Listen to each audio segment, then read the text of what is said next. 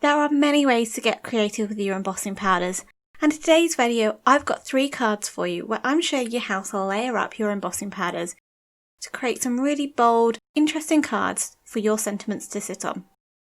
Hey, it's Verity here at my YouTube channel and blog Pretty Little Button. If you're new here, why not think about subscribing and hitting that bell icon to be notified when my next video is up. So the first card I'm using today uses the Pick Me Up trio from WOW Embossing Powders. So this recently released on the Oceanic, and these have 3 beautiful colours to choose from. They are a mix of embossing glitters, and I'm going to share some tips on how to use them. So the first one I'm going to be using is Earl Grey embossing glitter. And this is a lovely soft grey embossing glitter with some iridescent glitter mixed in. So it's a little bit more of an off-white colour, not a complete sort of white hologram glitter. So I've smushed my ink pad across my cardstock, and I've not done it completely to cover the whole cardstock, I'm just covering one end. And I've covered it with the embossing glitter. Now it's really important with embossing glitter that you heat set this from behind the card, beneath the card, to start with. This will allow the embossing powder to start to melt, and as that melts, it traps that glitter in it, so it won't blow off. Now when you do it from the front and you heat set it, it could blow the glitter off before it's had a chance to melt. So the second colour I'm going to be using from the trio is Minty, which is a beautiful soft mint green, and it's got some lovely iridescent glitter mixed into it as well. Now these embossing glitters are translucent, so when you layer them up, they are going to show the colour that's beneath it through the embossing powder as well. So it's going to overlap the Earl Grey embossing powder, and you'll get a bit of a mixture of the 2 colours. So again, I smooshed my ink pad down over the cardstock. This was overlapping the Earl Grey and then covering more of the plain cardstock as well. And I'm doing 2 to 3 layers of each colour as I heat set them. So the last colour I'm using in the trio is Punch, which is a beautiful sort of sorbet pink colour with glitter mixed in as well.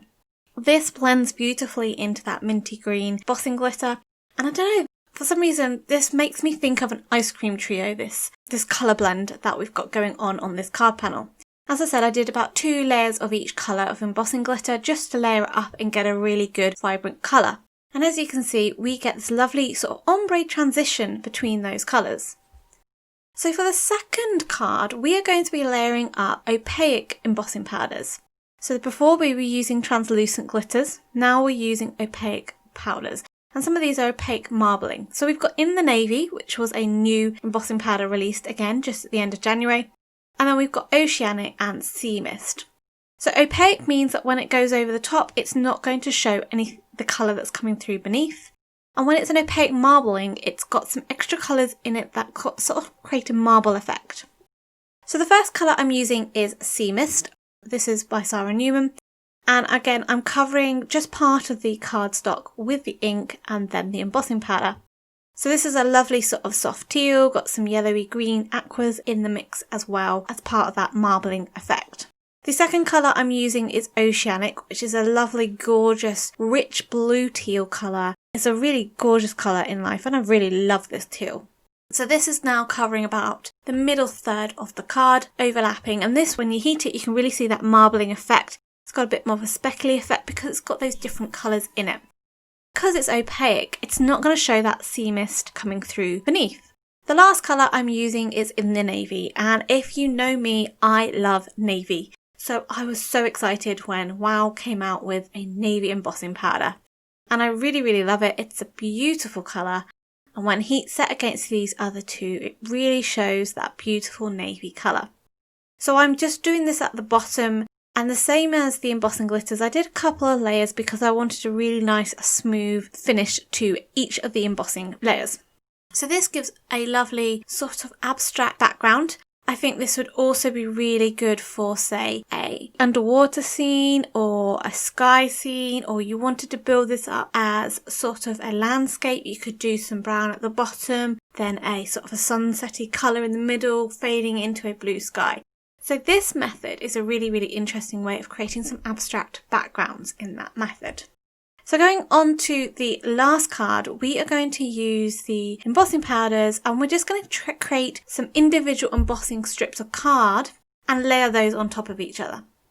So these are using some of the Alexandra Renke embossing powders that WOW have teamed up with. And these are translucent marbling powders. So this is a combination of the two. Previously we had a translucent embossing glitter and opaque marbling powders. So the first one I am using is Manuela's Honey. This has some sort of a lovely orangey, browny yellow. It's a beautiful colour with some marbling powders in there. So these are the white speckles. And when heat set, you get this gorgeous, gorgeous bright yellowy orange colour with some white speckles through it. Now all I did was cut down some strips of card. These were about 4¼ wide by about 1.5 inches thick. I just smooshed these down into my ink pad to get ink on them and cover them with the embossing powder. So the second powder I'm using is Ullars Cognac. This again has sort of that brown colour to it, but it's also got some gold embossing powder metallic particles in it as well. So this one sort of is a little bit darker than the previous one. And as I said, it has those gold flecks, which really pair well with the beautiful sort of orangey brown colour of the translucent powder. So with both of these strips, I did give them a couple of layers of embossing powder just to intensify the colour and the smoothness. And they're just side by side. You can see the difference in colour, and that one has that metallic gold flecks in the marbling and one has the white flecks for the marbling. So this last one is Karins Dream. Now this one has chunky clear embossing powder with flecks of gold embossing powder in it. So this one, because again it's translucent, it's going to show the colour from beneath. So I did this on white card, and when it's heat set, you get these flecks of gold on white. Beautiful. But imagine trying this on a different colour cardstock, say a navy or a pink or a green. You could change this up in so many different colours. It's a really interesting powder and it looks beautiful. So just comparing the three there, you can see the differences but also the similarities they all have as a collection. So for these strips, what I did was I added some foam pads on the back of them, trimmed them down, and then I've added them to a card panel. So I'm adhering them down, just overlapping them slightly, so there's that layering aspect, but I've not actually had to layer the embossing powders. So this is a great way of mixing so many different embossing powders. Say if you create a load of embossing powder back panels and you've got some excess left over, trim them down and just layer them up in this way. It's a great way to use up some of your scraps. For the other cards, because they were already created as a background, I just trimmed them down and then foam mounted them onto a white card panel. For these cards, I'm using the Julie Hickey Designs Lower Alphabet die set. This is a great die set that has multiples of some of the letters, say for A's, for E's, for L's. So you don't always have to die cut an L twice. You've got 2 dies to die cut it once, and it's only once through the die cutting machine, which is great. For all of these cards, I used that to create the main focal word, and I die cut them out of white just to really pop against those bold backgrounds. And I've created 3 cards, one being hello, one being happy, and one being birthday. And then I'm just using my T-ruler to line them up and to ensure that they're straight. Just to give them a bit of added variation and interest, I've used different sizes of foam pads for each of the letters. So I've got one that's slightly raised, then it's slightly further down, then raised again, down, raised again. And I just keep that pattern. And it's only quite subtle that you only see it in person. You don't see it so much on camera, but it's just a little bit more added interest and variation to your card.